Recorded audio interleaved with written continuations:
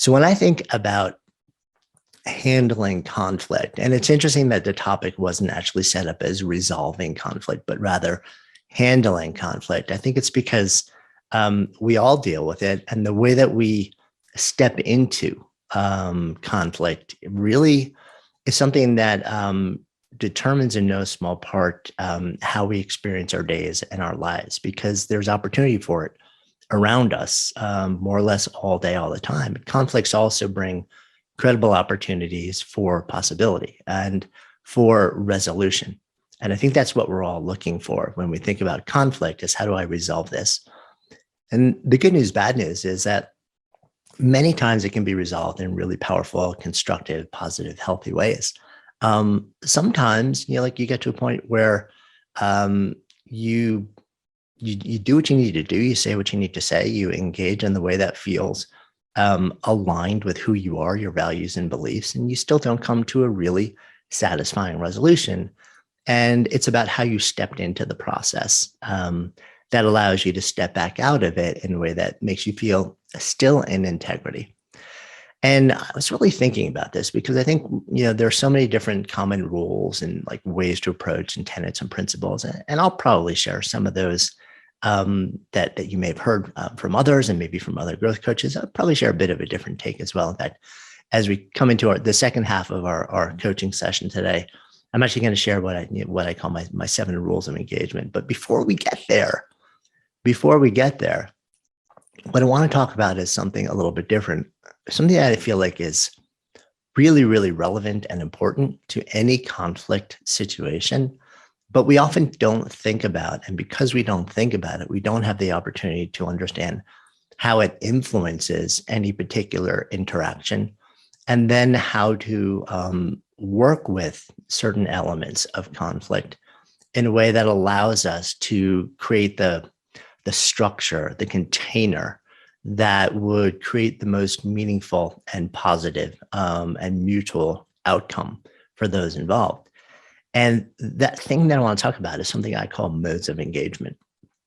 And there are these 4 modes of engagement that are a part of not just every conflict, but every way that we actually step into and interact with other human beings. We can engage in these 4 different levels. And they are massively important to our ability to just flourish as human beings. But they really, really come into play in a powerful way in conflict situations. So I want to talk about these 4 different modes of engagement, how they play a role in conflict situations, and how they really help us either handle them well or not well at all, distill them down to a single principle that I think is really powerful that derives out of those 4 modes of engagement. And then once we get through that principle, I'm going to talk about these 7 sort of fairly straightforward rules of engagement.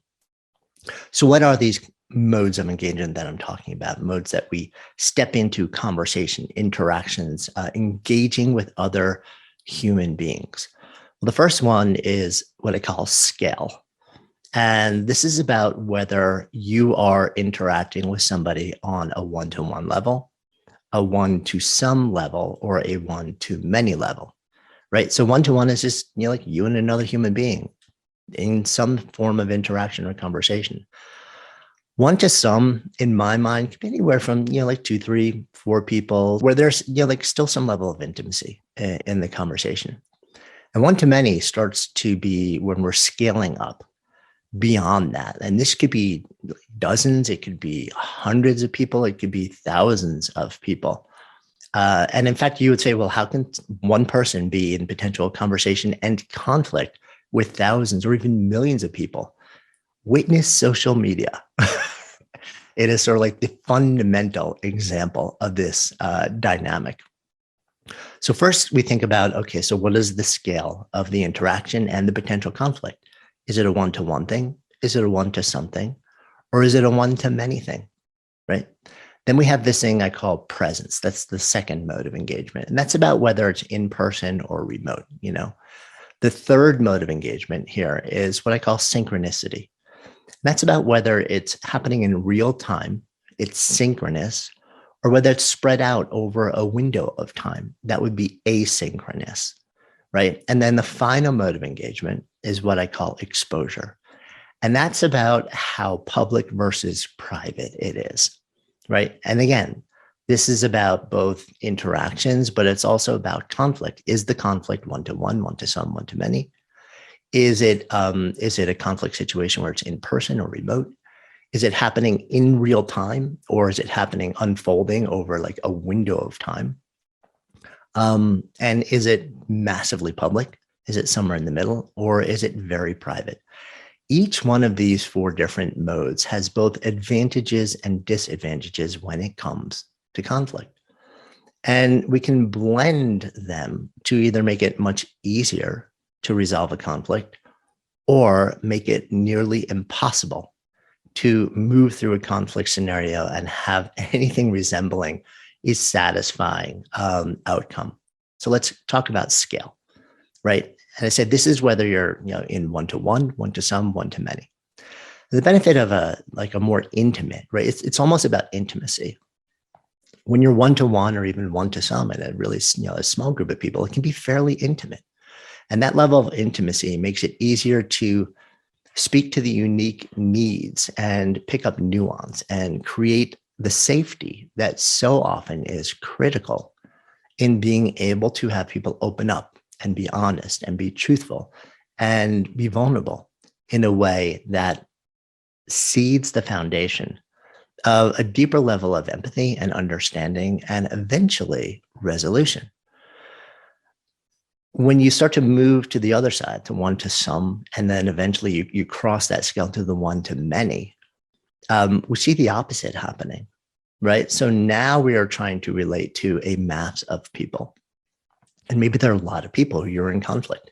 Maybe it's a massive community. Maybe it's a following. Maybe it's just a lot of people who disagree with you. It could be political affiliations these days. It could be social affiliations, faith-based affiliations, whatever it may be. There may be mass numbers of people who you find yourself in conflict with. And to have any sort of scenario where you can actually resolve a conflict in a way that feels in integrity and meaningful and constructive and nourishing to you, it's been my experience that it gets harder and harder and harder to do that the more you move out to the one-to-many, and then those numbers scale bigger and bigger and bigger. It becomes harder and harder and harder to actually create this scenario for a meaningful resolution of any kind of conflict when you get into that situation. We start to see what we call crowd mentality. This is psychologically really well-documented phenomenon where people are no longer just interested in the actual issue that drew them into conflict, but within a larger crowd of people, they also then become self-interested in posturing for both belonging and power within the larger group, and will be much more likely to adopt stances that aren't necessarily part of the fundamental conflict, but are actually more representative of the things that they believe will allow them to attain a deep level of belonging and a high level of power and status within a group. And that adds a layer of complexity to any sort of conflict that makes it so much more difficult to reach a meaningful resolution. So you see this a lot of times also where things start out in conflict, and there's a large scale conflict, and there are large numbers that are involved in that. And the only time it actually comes into a meaningful process of resolution is when representatives of larger numbers decide that they come together and then sit down at a table. What we're essentially doing is we're taking that one-to-many dynamic or many-to-many dynamic, and we're realizing that that tends to be an utter disaster when it comes to handling conflict and reaching any sort of meaningful resolution. Human nature realizes this. And what we do is we've developed a process where we start to say, well, okay, so if anything's going to happen here, it can't be thousands of people shouting at each other from both sides. We need people to represent our interests, like one or two or three people to sit down in a more intimate way. The topic for today, and really for the month, advanced mindset and resilience. The way that I think about resilience when I think about it is the ability to move through moments and sometimes entire seasons of adversity, so that the experience of moving through it, the experience of interacting with it, the experience of dancing with it is something where you can access the greatest amount of equanimity, of peace and ease during the experience. I was thinking about what's the strongest experience that I've had where I've had to be incredibly resilient. And I kind of was focusing on business. So we actually run two companies, and one of them is a media company. And we produce this flagship podcast called Good Life Project. We've been doing it for years. We actually started as a video show, filming on location with a crew and cameras. And we transitioned 2 years into that to become pure audio, just a podcast. And we aired twice a week. So we have a very aggressive production schedule. I made a commitment very early on that we were not only going to create the most extraordinary production values that we could, but also the most intimate, the most real, the most open, honest, and revelatory conversations that we could do. We built a place to actually host this where I controlled the entire environment. I would invite people in and they would come in and we would close the door behind them. And we'd sit in these two really comfy chairs with this super plush rug in a pretty intimate setting and with headphones on so we could hear each other in our ears and we could see each other. We're looking at each other. That in-person format, for me, it was sacred. So we're 6 years into this format. We're known for hosting these intimate in-person things where you can literally hear the occasional siren coming through the studio, like the 4 layers of acoustic glass. And my belief, I have this deeply held belief that we cannot host the quality and the depth of conversation that I am comfortable producing if we have to do it remotely. And then all of a sudden, a year ago hits. We had a quick meeting with the team and said, okay, we can't do this anymore. We can't, this thing that we've held so sacred, our entire business, our pride, my ego, the brand was built around the extraordinary quality of the conversations and the production value of being in a studio, being up close with these really super high quality microphones and no echo and things like that. We had to make a decision because we were faced with mass disruption. And remember last year, everything kind of hit New York very early in the year. And New York just started to shut down everything. It was like the dominoes were falling in everything. Within a matter of days, the entire city is just shutting down. And we're thinking to ourselves, okay, so if we stick to this ethos, we're going to go on hiatus, or we're literally going to shut down the company and the community and the podcast. And we had other shows that we had started to work on developing as well. So the choice was, we didn't want this level of disruption. We didn't ask for it. We didn't see it coming. Nobody saw it coming. But here it is. This is adversity on the extreme level where it effectively had the potential to take out my entire business. But also, it made me kind of rethink, what are the assumptions? What are the assumptions that have gotten me to this place? And how can I change those assumptions? How can I respond to it? How can I see the possibility side of what's happening here and not just feel like I'm being pummeled all day, every day by the disruption, by the adversity? Because that's the heartbeat of resilience, is being able to see the other story in the face of adversity. So what we did was start to test, and we started to say, okay, so there's a certain amount of forgiveness in the world right now. We all know that we're doing the best that we can. Why don't we take this window of time? Let's experiment. How close can we get to what we were able to do in person in the studio? And what we found was we started testing all these different platforms, and we're like, sort of like the Goldilocks story, not quite, not quite, not quite. And then eventually we started to land on platforms for different things that were like, you know what? It's not the same as being in the studio, but it's good enough for now. So then we said, okay, how do we take this and try and make it even better? And we started to test a wide range of microphones that were shippable. And we started shipping microphones around to all of our guests. So if anybody didn't have the quality of recording equipment that we felt was important, we would literally buy it for them. And we still do that to this day. We realized that there was a lot that we could do in post-production. So we up-leveled our team. Our editor went into and trained to learn a lot more about post-production. We brought on a high-level sound engineer to fix all sorts of things. And that added a lot to the back end of what we're doing. But what we started to learn over time is that this assumption that I had about the only way that things are going to be okay is if we do it this way. When adversity dropped into my lap, when it sort of exploded into the world and into my world and my business, and I couldn't do it that way anymore. I literally, all the assumptions that I made and all the choices that were based on those assumptions were blown up. I could not keep making those choices. I can either shut it down and cave to adversity, or I can say, okay, so what is the possibility story here? How do we dance with this? How do we move through it? And what we start to realize is this now opens the entire universe to us. So now, if there's a guest in a different country, or if there's a guest across the country, or there's a guest in the Southern Hemisphere, we can now coordinate that. So all of a sudden, we're able to sit down with people who just never would have been able to be on the podcast and in conversation with me. What I discovered was, because so many people are actually doing it from their homes, that the home created its own sense of virtual intimacy or remote intimacy. They were intimate in their space. I was intimate in my space. And that intimacy, even if it was 1,000 miles apart, it bridged the chasm to create this sort of, virtual ethereal container of safety and sanctity.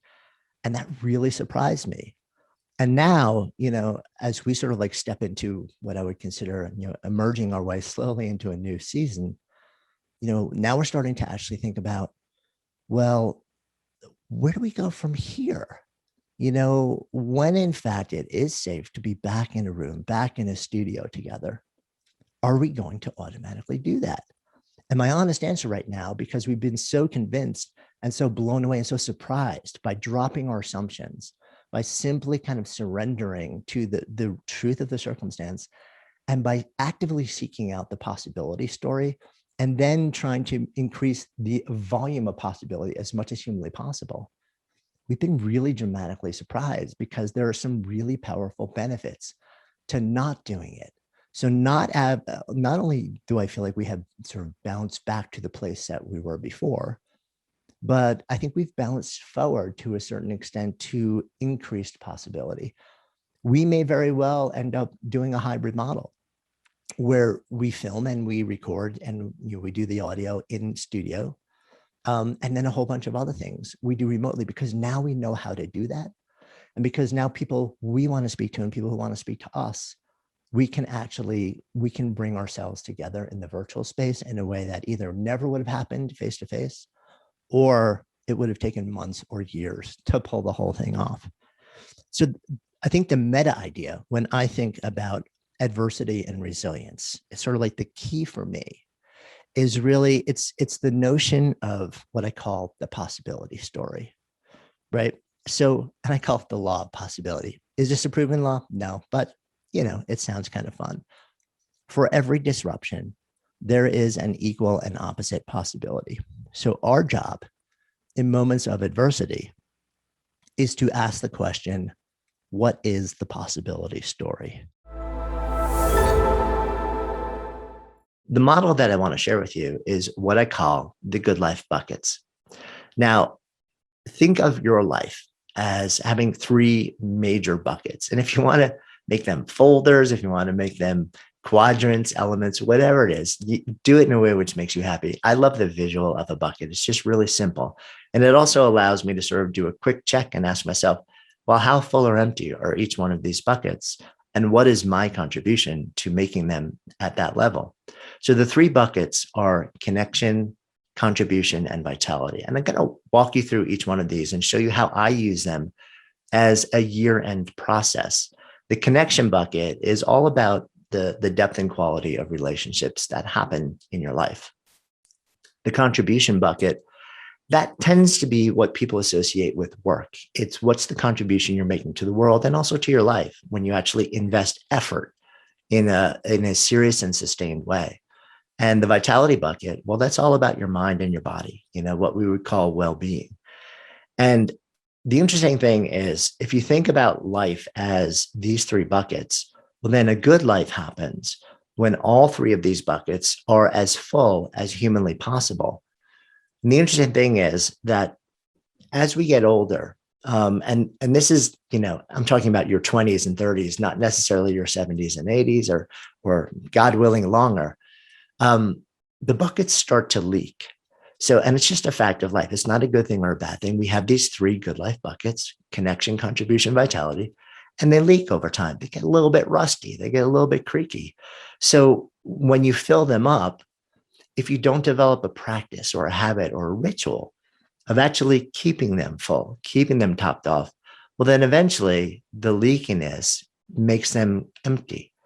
And when any one bucket empties, it pulls down the other buckets too, because the buckets all flow into each other, right? So the notion is the buckets are all interconnected. They have like a little tube that goes from one to the other. The buckets all leak, and your ability to fill any one will always be limited by the level of your least full bucket. When you think about that model, what it tells you is that these three areas of life really matter. We can't just do something which says, I'm totally topped off. Like I've just gone on this incredible 5-day retreat. And then like with like my best friends in the world, and it's been the most incredible experience. I feel so deeply connected. My connection bucket is topped off. It's a 10 out of 10. I'm done. Now I can go focus on the other ones. It doesn't work that way, because that bucket will start to empty. Again, not a bad thing, not a good thing. It's just a thing. But knowing that reminds us that we need to develop the practices, rituals, and habits to just continually cycle around. Think of it as you having sort of like a watering can, and you're sprinkling a little bit more into each one of those buckets to keep them nourished. If any one of those buckets starts to really run dry, it will slowly grind your entire life to a halt. If all three of them run dry, you effectively cease to live. So this is a model that has guided a lot of my behavior for a number of years now. And this is the model that I use when I start to head towards the end of the year to really reflect on my year. And I go bucket by bucket and I sort of do a bit of an assessment. So what I'd love to do today is walk you through how I do my end of year assessment using the model of the good life buckets. And we're going to take it one bucket at a time. We're going to talk about what fills each one of these buckets. And then I'm going to offer a set of prompts. So let's walk through these one at a time. And I'll share I'll share the model and I'll share how it shows up in my life, and then invite you to explore it for your life. We're going to start out with the vitality bucket. Now, the vitality bucket is functionally about your mind and your body.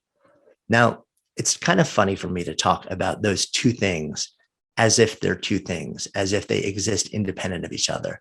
I think there was a notion for a long time that there's the mind, there's what happens in the head, and then there's the physical body, what happens in your from the neck down. And, they communicate with each other, but they're not really the same thing. What we know through a mountain of research now is that they are fundamentally interconnected. There's a seamless feedback mechanism that goes between them. So if your mindset is not in a good place, it is going to feed back to your physical body and create physical symptomology, everything from pain to soreness to illness. So it manifests that way. And the same thing happens if your physical body is in some way struggling or suffering. It is going to feed back to your mind, and it will literally affect your state of mind, your optimism, your positivity, your resilience, your equanimity. So I'm going to talk to you about filling your vitality bucket and thinking about how full or empty it's been over the last year, using the model of the mind and the body. And I'm going to sort of like give you two separate images for each one of them. But I also want to make really clear that they weave together in a seamless way. And we can't just explore one without the other, and we can't just work with one without the other. So let's talk about first the mind side of our vitality bucket.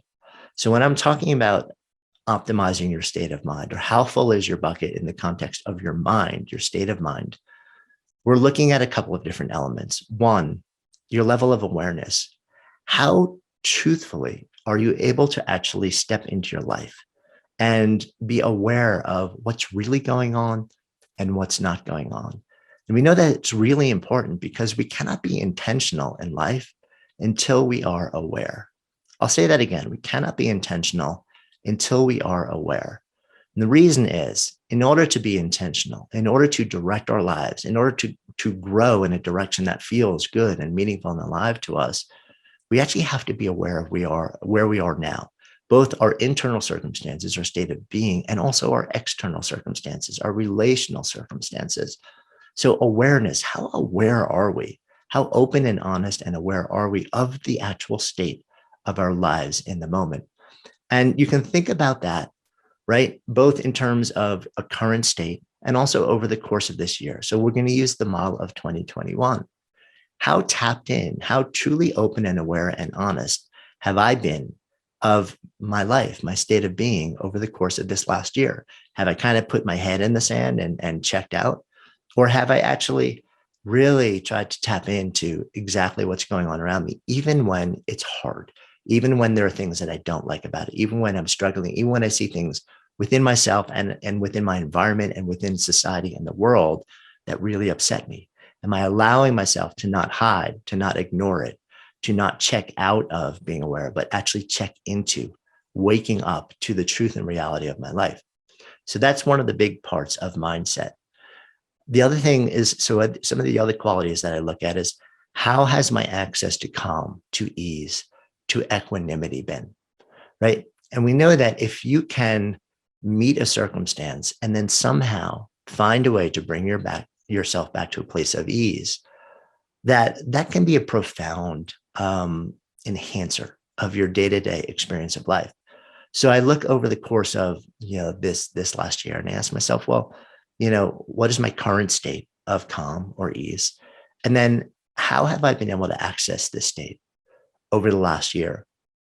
Another element of mindset and really being able to fill your vitality bucket through the state of mind side of it is focus. Have I actually been able to harness my attention and direct it in a way where I can zoom in and then use it to generate decisions and actions that create outcomes, right? Or has it been really scattered? And I know over the last year, really 2 years, this has been a really big challenge for so many of us, in no small part because of the state of the world around us, because just profound groundlessness and flux.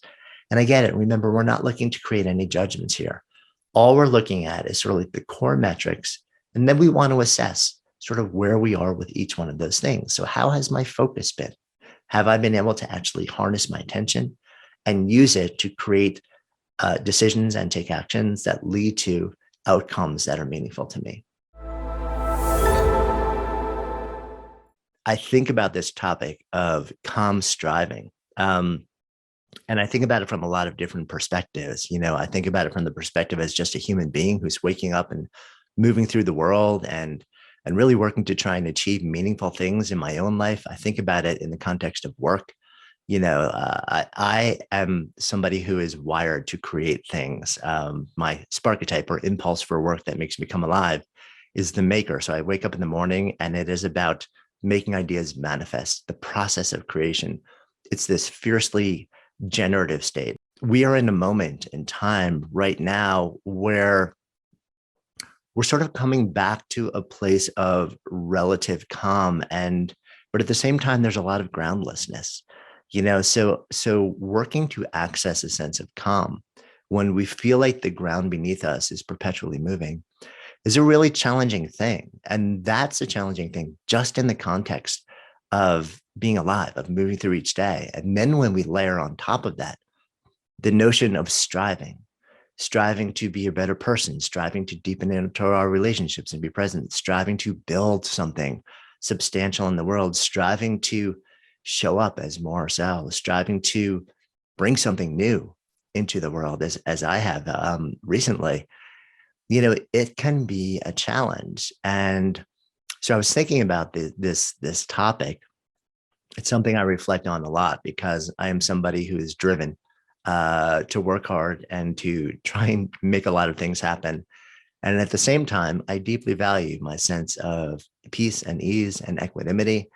And I'm always balancing these two different things with each other, and trying to figure out how do I actually step into life, set big goals, have grand visions, work towards them, deal with all of the things that, the stumbles and the fumbles and the mistakes and the obstacles that come my way, because they always happen, and not get completely knocked over by them. Because a lot of moments in my life, I have been in the middle of a process and things didn't go the way that I wanted. And they just absolutely crushed me. And, I spent a lot of years trying to figure out, how do I approach things differently? How do I approach the process of striving to do something that really matters to me, or to be more of the person who I hope to be in the world? Um, and also at the same time, do it in a way where I'm not letting go of as much of a sense of persistent ease, persistent grace as possible. And I've experimented with a lot of different things over the years. I've looked at a lot of different productivity tools and platforms, techniques, strategies. Fortunate to be friends with some folks who are some of the leading thinkers in this space. And you all have incredible exposure to many of those folks right here in Growth Day who have been sharing awesome things throughout the month with you.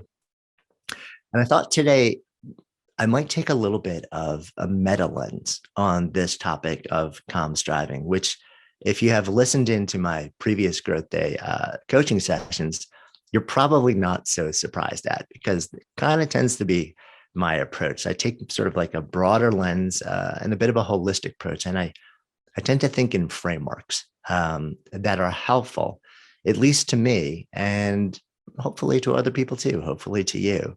So I want to share a bit of a framework that has been floating around in my mind for a while now. So know your why, right? So what am I talking about there? When you're working to do something that very often requires a huge amount of effort, and that doesn't happen instantly, but unfolds over a period of time, where there are going to be obstacles and all sorts of challenges that drop into the path. A lot of times, if we just basically say, this is the thing I want to do, it makes sense to me, and then start marching down that path to try and achieve it, we're stepping into a space of striving. When the obstacles start to drop into our way, when the challenges that we didn't see coming happen, when things don't go as imagined, when the assumptions that we thought were sort of critical to our saying yes to this particular thing start to get proven to be wrong, which happens all day, every day, whether it's writing a book, whether it's launching a company or a business or a project or brand.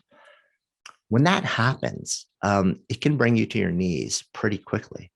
What I found is one of the things that both allows you to return to an action stance and return to a baseline level of calm and ease is having a lot of clarity around the reason that you said yes to this in the first place.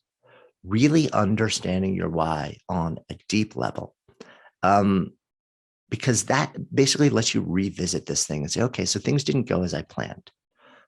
Things didn't go as I wanted them to go. And I didn't even see this coming. But if I really understand why I said yes to this, and if the reason why is deep and meaningful to me, and I still believe it's possible, that will allow me to kind of let go of the anxiety spin, to let go of the self-flagellation, to let go of the negativity or the doomsday scenarios. Say, okay, this isn't going the way I thought it was going, but I am deeply committed because I understand why I said yes to this project in the first place. And it means so much to me. And I still believe this is possible, that I'm going to keep going. And that also allows me to come back to a place where I can kind of say, I didn't want this. I didn't expect it, but I care about continuing on. And I'm going to come back to center here. I'm going to keep returning to my fundamental reason why. And that brings me a certain grounding experience. So that has happened numerous times in the context of writing the book Sparked. You know, I started these ideas literally after 9/11. They've been brewing for almost 2 decades. We sold the book in March of 2020, and I was immediately heads down, literally as the city, New York City, was shutting down. I had just signed a book deal and I was deepening into the process of writing what I thought would be a relatively straightforward process, what I thought would be the opportunity to travel around, talk to tons of different people, interview them, certain amount of spaciousness that would make it easy for me to kind of vanish into my creative cave, know everything would be okay, know that all the other things would be, kind of humming along, know that the podcast, which is a central part of my devotion, it's an entire company that, we employ people, and it's a big part of, the revenue that allows me to sustain myself in the road, that would just kind of keep on keeping on. And in the blink of an eye, it didn't. Part of our podcast was based around the notion that we had a studio in New York and we only recorded in person. That was part of our value set, our production value commitment. And I blinked and that all had to end, which means that we had to spend a huge amount of time completely reimagining what that production was like, what the schedule was like, what the process was like, whether we could even continue and produce something that I would still be proud of. And that took a huge amount of effort that I didn't plan for, I didn't expect, and I didn't ask for, and I didn't want, to be honest with you. And that took me away from the process of writing a book, of meeting a deadline. And then there was like deep and profound concern about my family and about the city that I lived in, about the world around me, that consumed a huge amount of my cognitive and creative and emotional and spiritual bandwidth. I didn't see any of that coming. I didn't plan for any of it. And it really started to intrude on my ability to write, to do this thing that I was striving to do, let alone do it in a calm way, just to do it at all. And one of the things that really brought me back to center was I said to myself, why did I actually say yes to writing this book?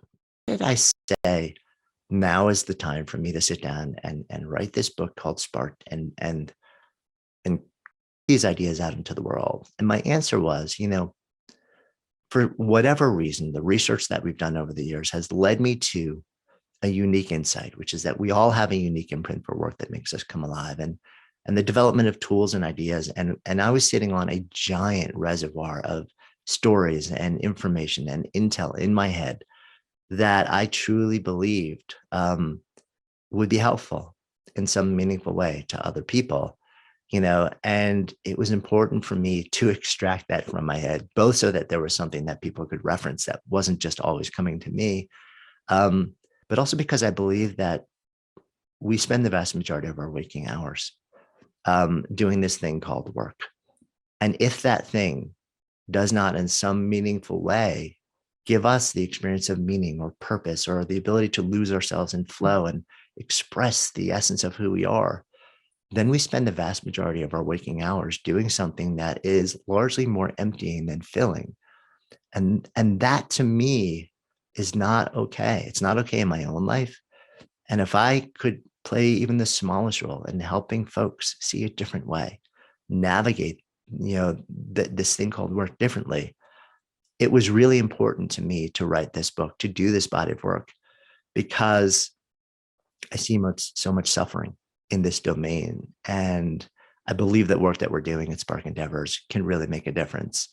So when everything was getting hard for me, when all sorts of things started crashing and burning, when we had to devote a huge amount of time to sustaining myself emotionally, energetically, taking care of my family and friends and being there for my community and completely reimagining the other business that I run, and I had thoughts of just shelving this thing. I kept going back and saying, no, this really matters to me.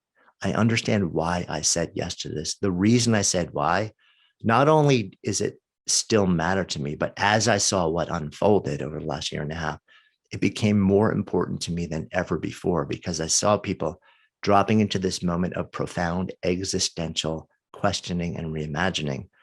And if I thought that what I was working on would potentially be helpful before, that feeling only got stronger and stronger and stronger and remains paramount in my reason for saying yes to doing this thing. And that kept bringing me back. knowing my why kept bringing me back.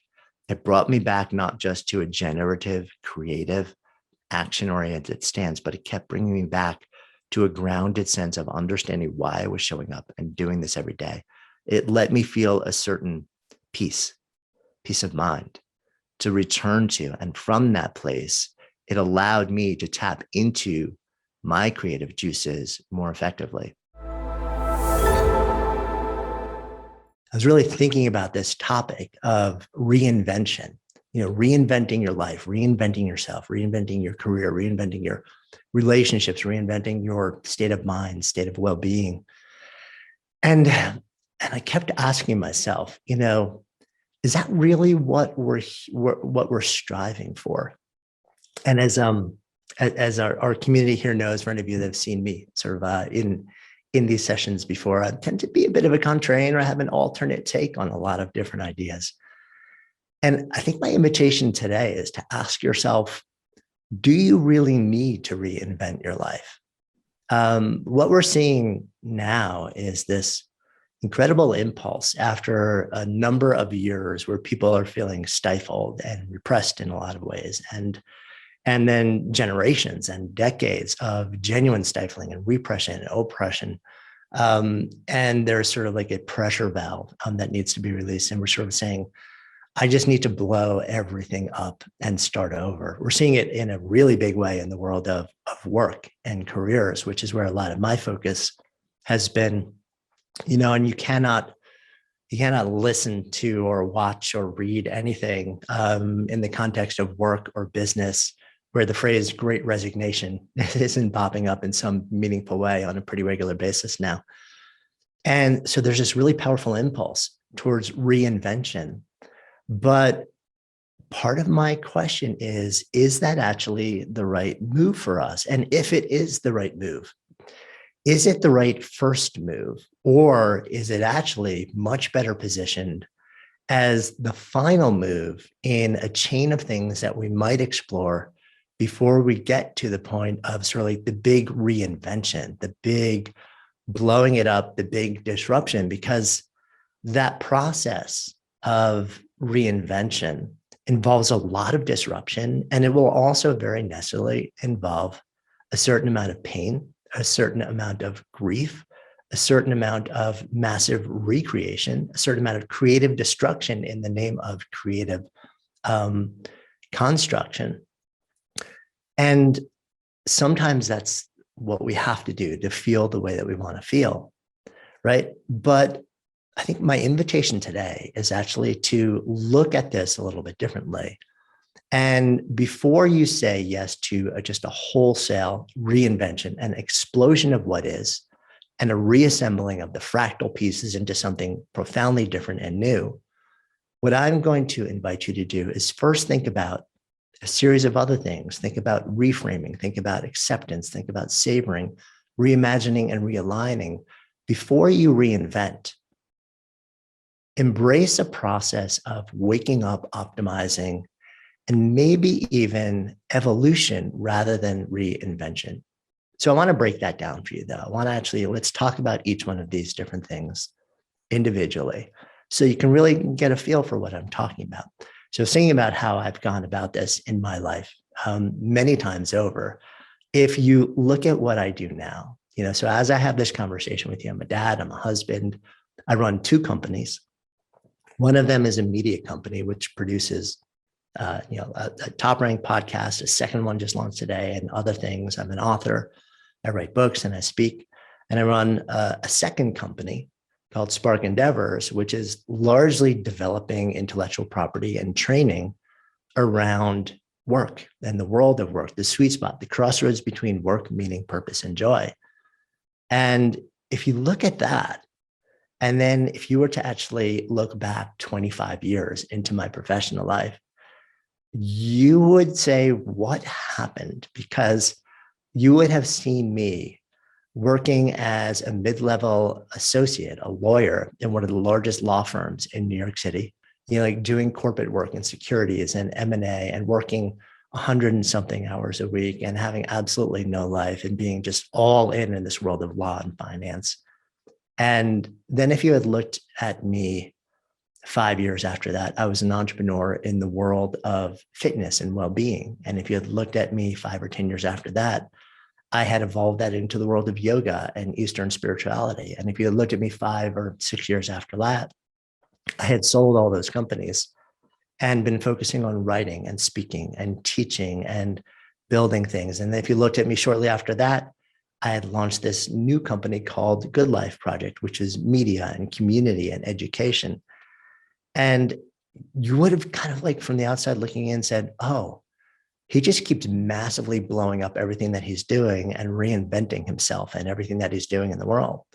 But the truth is, there are a whole bunch of common threads that allowed me to just slowly evolve what I was doing in a much more methodical way. So what from the outside looking in looked like explosion, reinvention, explosion, reinvention, explosion, reinvention, was actually from the inside out, this process of slow and gentle shifts. And I spent a little bit of time deconstructing my own process of optimizing and evolving. And yes, there was the occasional wholesale explosion and reinvention, but I realized that in my life, I probably didn't actually have to do those things. And for most people, they probably don't. So I deconstructed it into a 6-step framework. And I know Brendan's probably smiling because I somehow just create all these different frameworks. It's the way that my brain thinks. So let's talk about these 6 different steps. And in my mind, they happen in this specific order in order to get to the feeling that we so desperately yearn to feel when we talk about reinventing your life. And maybe without having to experience the pain and the disruption of doing something that is just a big blow up nuclear option move. So step 1 is all about awareness. And if you've heard me sharing ideas in our GrowthDay community here, you know that I am a huge advocate for self-awareness, for cultivating self-awareness. The reason for this is that in all of my research in 2 decades now, 2 decades plus into what it actually means, what it takes to live a good life, one of the words that keeps being centered over and over and over and over and over is a good life is an intentional life. But you cannot be intentional unless and until you are aware, right? Repeat that. A good life is an intentional life, but you cannot be intentional unless and until you are aware. What that means is that for us to make choices, to be intentional, to actually create the relationships and circumstances and constructs that fill us, that nourish us, we actually have to be aware of both the world around us, and we also have to be aware of our own inner world, our own inner thoughts, our own feelings and emotions. And most of us aren't. Most of us have some sort of overlay or representation of what we think the world is that we've learned from culture, society, or family. And most of us are actually relatively disconnected from our inner world, from our inner thoughts and our inner feelings. And one of the things that is so, so important before we go through any process of evolution or reinvention is that we've got to become more aware of what is truly happening in the world around us. How objective can we get about the circumstances around us?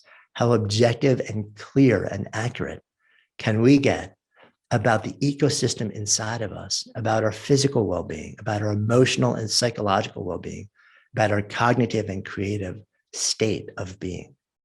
And this awareness is the thing that seeds our ability to then be intentional and make decisions and take actions based not on some semi-illusion of what we think is happening, but actually on something that is much closer to the truth of what is genuinely happening inside and outside of us.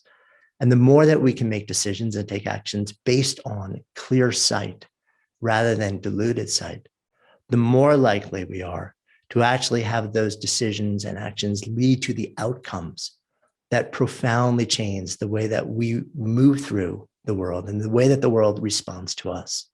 So how do we actually cultivate that level of awareness, of self-awareness? There are so many different ways to do it. And you've heard me, our longtime community members have heard me talk about many of them. My personal practice happens to be mindfulness meditation, but it's not just mindfulness meditation. It's a sitting practice daily.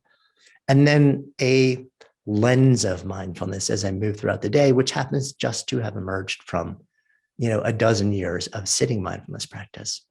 But that might not come easy to you. So some other ideas around this, you can do journaling. Journaling is something that can be incredibly valuable in really identifying what's happening inside and outside of you. And fantastically, the GrowthDay app and platform has the functionality to be able to do this right inside of it. You don't have to go anywhere else.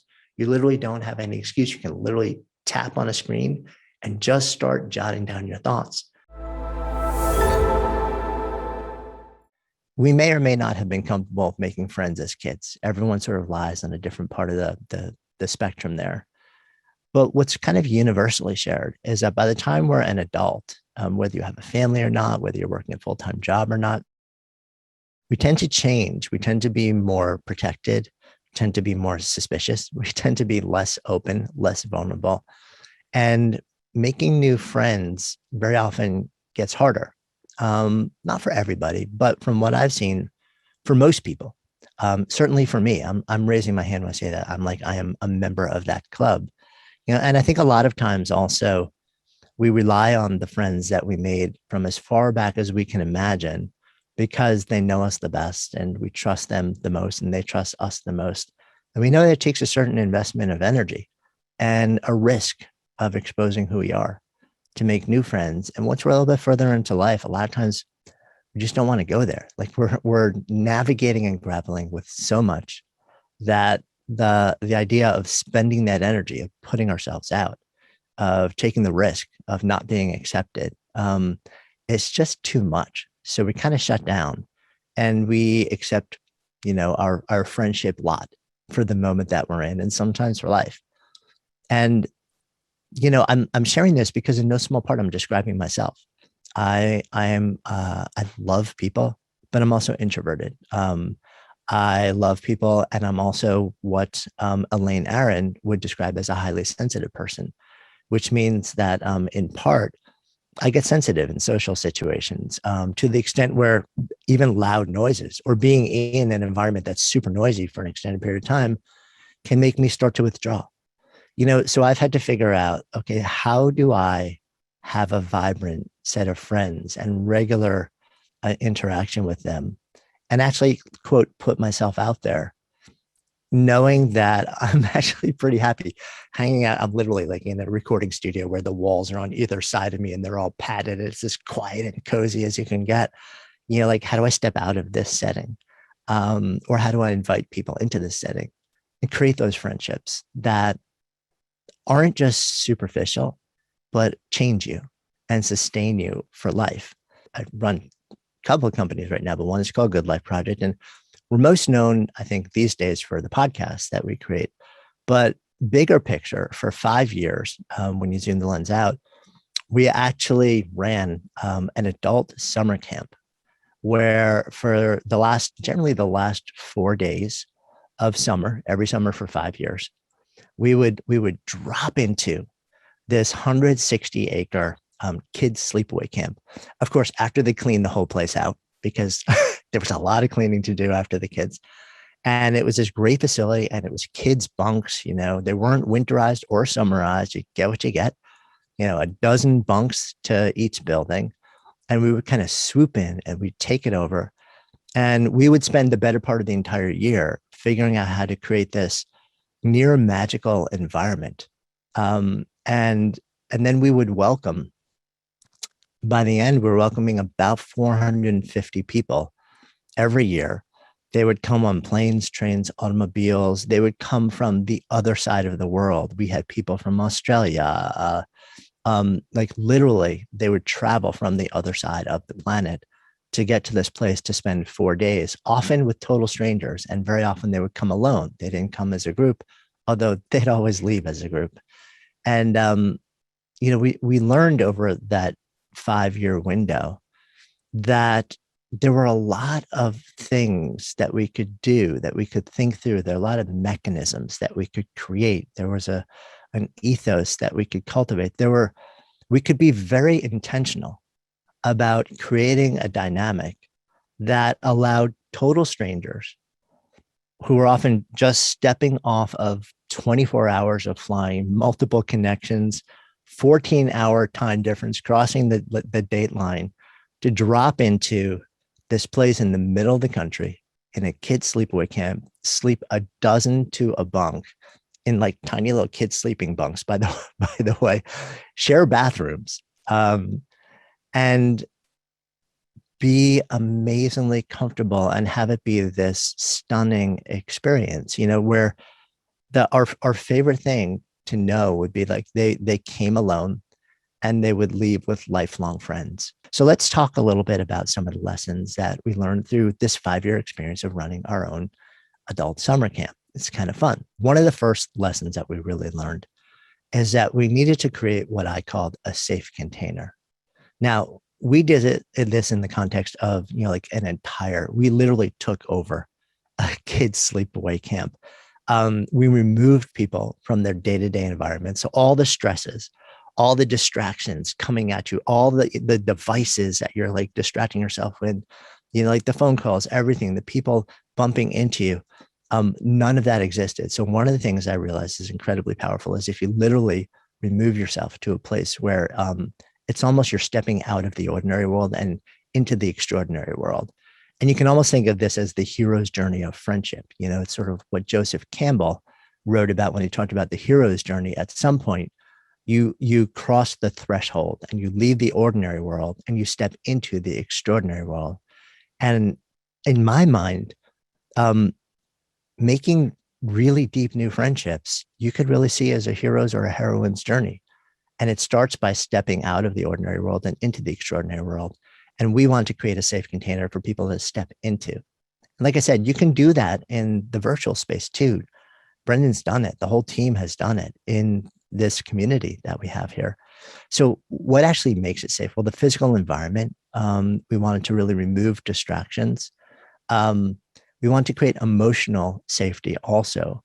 And part of that we do by actually creating what I would call a shared ethos, or a shared value set. So when people would think about coming to camp, one of the things that they would actually think about is, well, will the people there be my people?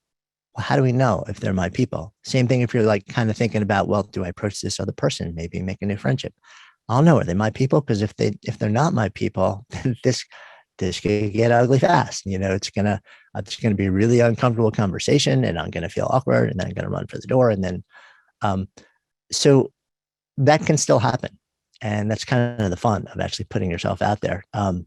Says the guy who hides in a digital cave as he speaks to you, and but what we did was, we realized that we needed to actually somehow telegraph our values and beliefs so that people could kind of like, before they even step into it, be like, oh yeah, I kind of see the world like this person and these people in this community. The way we did that was a couple of ways. I mean, number one, we had a lot of people who were listening to the podcast over a period of weeks and months and years. They started to understand my personal value set and know that that was a part of the community that we were creating. So they built it around what they knew of me. But we also wanted to separate it from me. And we actually created what I called a living creed. So this was a statement of belief. Some people might call it a manifesto. It was basically a one-page statement of beliefs, and statement of values. And we published that for years. It was actually sort of front and center on our website. And we would make that also a part of camp. We say, this is what we believe in. If you go to the Good Life Project website now, for example, and look at the About page, we don't have that creed up there anymore. But it's really clear reading our story, what our values and beliefs are, what we aspire to, and what's meaningful to us, what's important to us. And I think we do that, in the digital domain by kind of like putting it out there. And this was in the context of somebody saying yes to an experience that would potentially allow them to create new friendships. So we can do that on an individual basis also.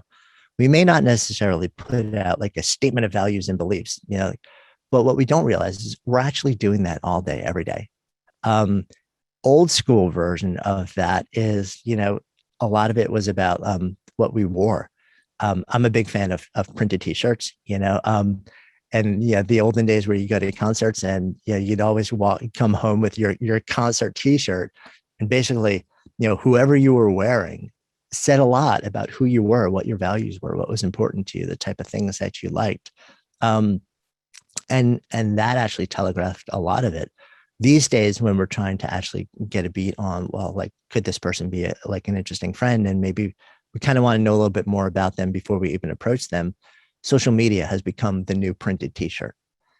So many people are out there on Instagram and Facebook and these days Discord and all the different platforms. And we're sharing all day, every day. And we're not only sharing our own stuff, we're sharing other people's stuff that resonates with us. And what we're effectively doing is we're identifying an ethos around our values, our beliefs, our hopes, our aspirations, our fears, our desires.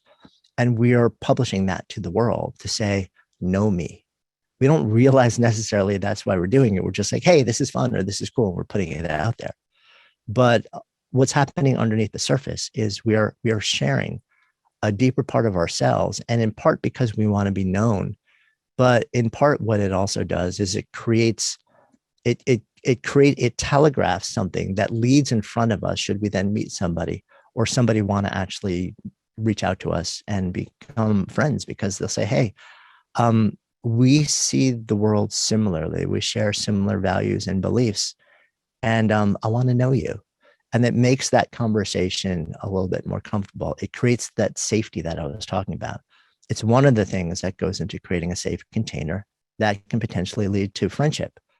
This can be your day for personal growth. This can be that day you committed to and you remember, you go, that was the day I got myself a community. I got better coaches. I committed to making my life the absolute best that I could. This is that day. Make today your growth day. Click the button on this page and sign up right now.